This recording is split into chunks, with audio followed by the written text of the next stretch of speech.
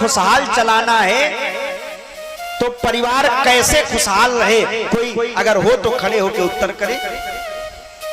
तो एक भाई साहब खड़े हुए, बोले महाराज अगर परिवार को व्यवस्थित चलाना है, परिवार में खुशियां लाना है, तो जो कमाने वाला व्यक्ति है परिवार वालों को चाहिए वो कमा करके ला रहा है तो उसकी बात को सुनना चाहिए। भाई वो कमा रहा, धन व्यवस्थाएं दे रहा, घर में नून तेल लकड़ियां की जरूरत है तो सारी व्यवस्था कर रहा है।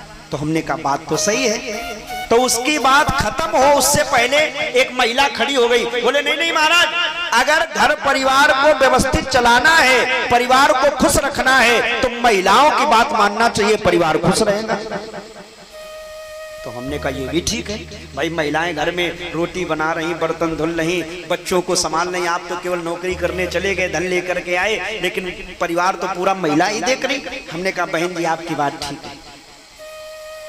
पहले व्यक्ति ने कहा कमाने वाले की बात माननी चाहिए, महिला ने कहा नहीं नहीं, महिला की बात, वो घर सुखी है जिस घर में महिला की चल रही है। लेकिन एक बूढ़े दादा खड़े हुए, बोले नहीं महाराज, मुझे तो लगता है जिस घर में माँ बाप की चल रही है वो घर ज्यादा खुश है। जिस घर में माँ बाप की माने बुजुर्ग की व्यक्ति मान रहा है वो घर ज्यादा खुश है। तीन बातें हो गई।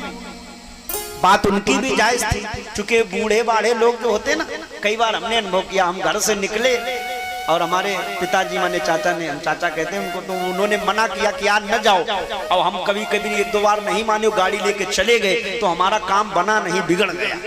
तो हमें लगता है नहीं नहीं, बूढ़ो व्यक्ति की भी बात, क्योंकि अनुभव बोलता है उनका। अगर वयोवृद्ध व्यक्ति मना कर रहा, कोई बात समझा रहा है तो उसको एक बार समझना चाहिए।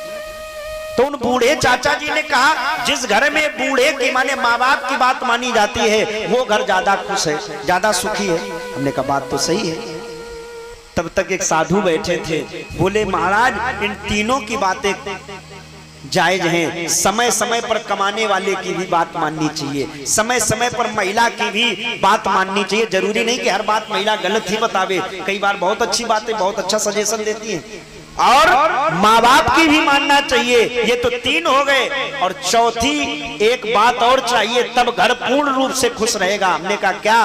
बोले इन तीन के साथ साथ शास्त्रों की और परमात्मा के जो वचन हैं उनको भी मानना चाहिए, तो घर पूरी तरीके से सुखी है।